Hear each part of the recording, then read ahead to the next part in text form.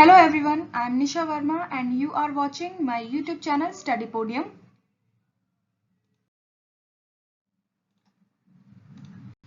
On this channel, I had started a series on Indian polity in which I had already discussed various acts that came under company rule.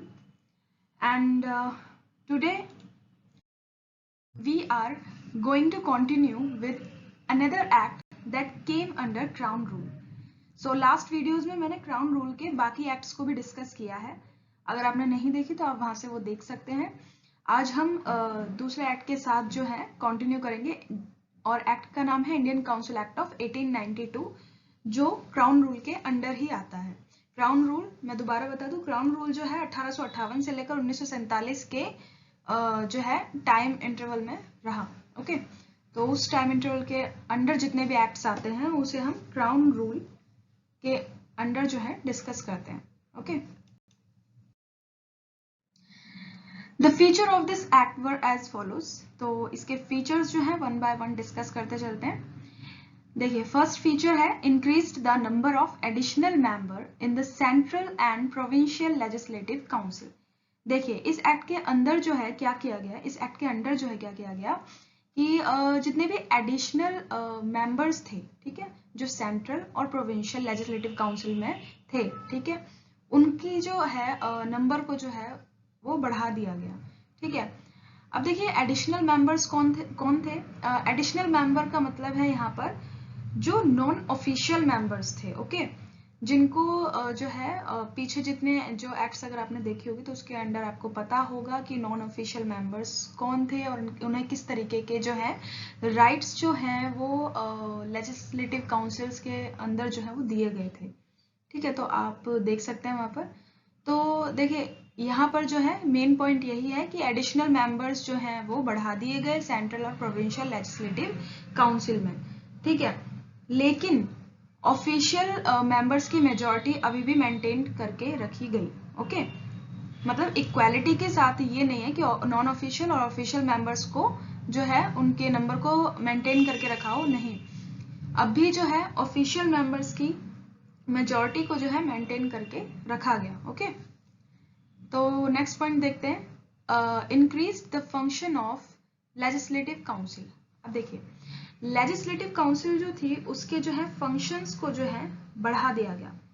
अब देखिए उसके functions को बढ़ाने से मतलब है like अब जो वो मेंबर्स थे, ठीक है, लेजिस्लेटिव काउंसिल में के जो भी मेंबर्स थे वो जो है बजट से रिलेटेड जो है कोई भी मैटर को डिस्कस कर सकते थे. ठीक है, और जो एग्जीक्यूटिव यानी कि कार्यपालिका से रिलेटेड कोई भी क्वेश्चंस थे उनको भी जो है वो डिस्कस कर सकते थे. ये जो है उन्हें पावर दे दी गई किसके अंडर, इस एक्ट के अंदर. और ये एक्ट क्या है, Indian council act of 1892. So increase the function of legislative councils. Okay, next point देखते हैं, provided for nomination of some non official members. देखिए इस एक्ट के अंडर जो है क्या किया गया, जो नॉन ऑफिशियल मेंबर हैं, ठीक है, उनका नॉमिनेशन किया गया. ठीक है, यहाँ पर जो है नॉन ऑफिशियल मेंबर्स को नॉमिनेट किया गया. ठीक है, अब देखिए ये जो है सेंट्रल लेजिस्लेटिव काउंसिल और हमें पता है कि अभी हमने ये फर्स्ट पॉइंट देखा था, सेंट्रल लेजिस्लेटिव काउंसिल और प्रोविंशियल लेजिस्लेटिव काउंसिल में एडिशनल मेंबर यानी कि नॉन ऑफिशियल मेंबर्स थे. ठीक है, तो अब दोनों ही लेवल पर जो है एडिशनल मेंबर, ठीक है, जो यहाँ पर मैंने बताया आपको ऊपर नॉन ऑफिशियल मेंबर हैं जो कि उनकी जो है नॉमिनेशन जो है की गई. ठीक है, सेंट्रल और प्रोविंशियल दोनों ही लेवल पर जो है इनकी नॉमिनेशन की गई. अब ये नॉमिनेशन कैसे हुआ, देखिए जो सेंट्रल लेजिस्लेटिव काउंसिल है वहां पर जो है वॉइस रॉय के द्वारा जो है ये नॉमिनेशन किया गया. और किसकी रिकमेंडेशन किया, किसकी रिकमेंडेशन पे जो है ये नॉमिनेशन वॉइस रॉय के द्वारा किया गया. ये रिकमेंडेशन दी गई, ठीक है, किसके द्वारा, बंगाल चैम्बर ऑफ कॉमर्स के द्वारा और प्रोविंशियल लेजिस्लेटिव काउंसिल के द्वारा. ठीक है, तो मतलब ये है कि प्रोविंशियल लेजिस्लेटिव काउंसिल और बंगाल चैम्बर ऑफ कॉमर्स के द्वारा रिकमेंड किए गए नॉन ऑफिशियल मेंबर, देन उन्हें नॉमिनेट किया गया वायसरॉय के द्वारा. ठीक है, अब बात करते हैं किसकी, प्रोविंशियल लेजिस्लेटिव काउंसिल पे नॉन ऑफिशियल मेंबर्स को कैसे नॉमिनेट किया गया.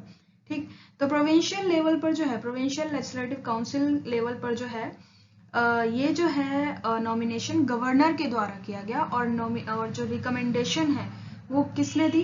डिस्ट्रिक्ट बोर्ड्स ने, म्यूनिसिपैलिटीज ने, यूनिवर्सिटीज ने, ट्रेड एसोसिएशंस ने, जमींदार्स ने एंड चैम्बर्स ने। तो इन सब की रिकमेंडेशन के बाद जो है गवर्नर के द्वारा जो है नॉन ऑफिशियल मेंबर्स का जो है नॉमिनेशन किया एट प्रोविंशियल लेजिस्लेटिव काउंसिल।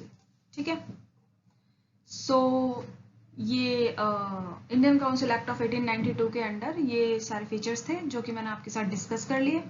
ठीक है,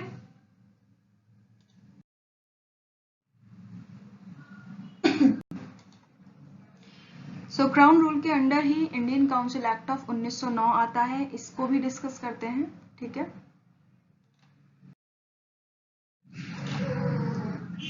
ओके तो फर्स्ट फीचर जो है इस एक्ट का क्या है? The act is also known as Morley Minto reform.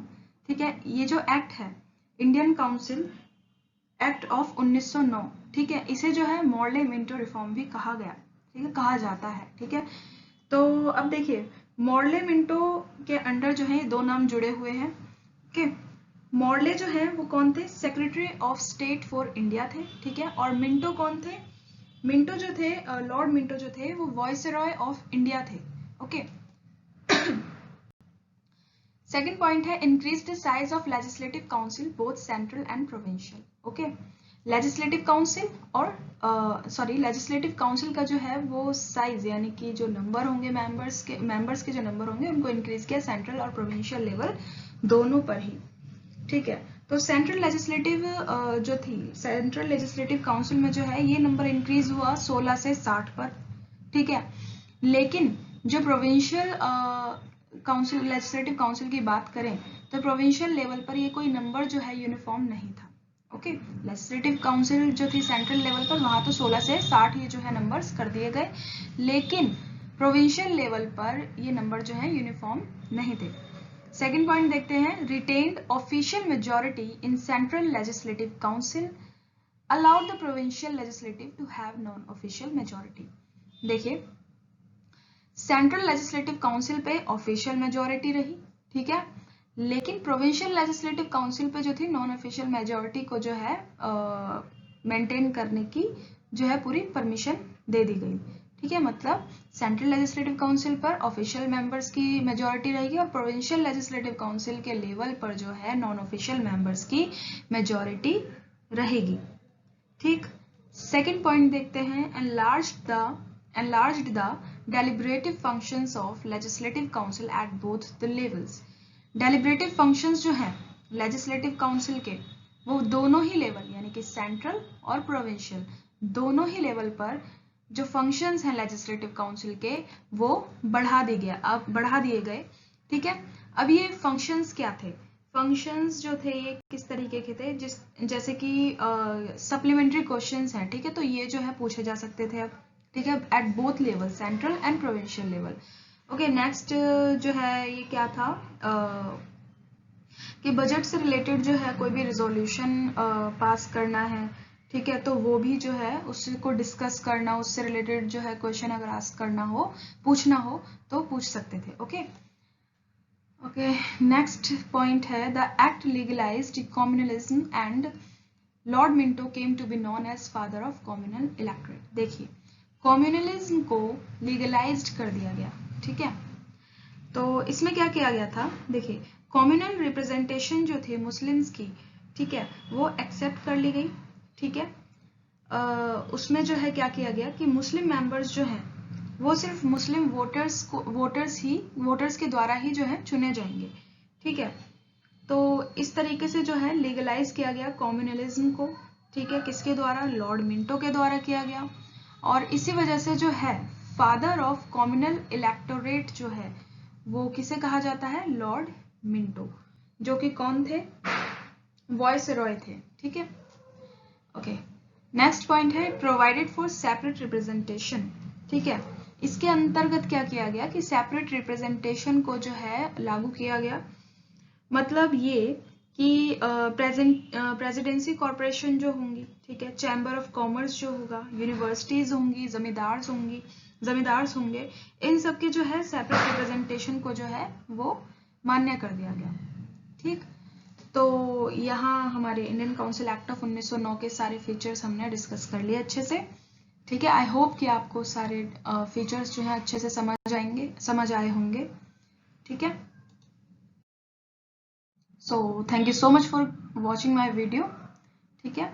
अगर वीडियो नॉलेजेबल लगी हो, ठीक है, समझ आए हो सारे फीचर्स, तो प्लीज़ लाइक कर देना, शेयर कर देना, सब्सक्राइब कर देना। Thank you so much for watching my video. Have a good day.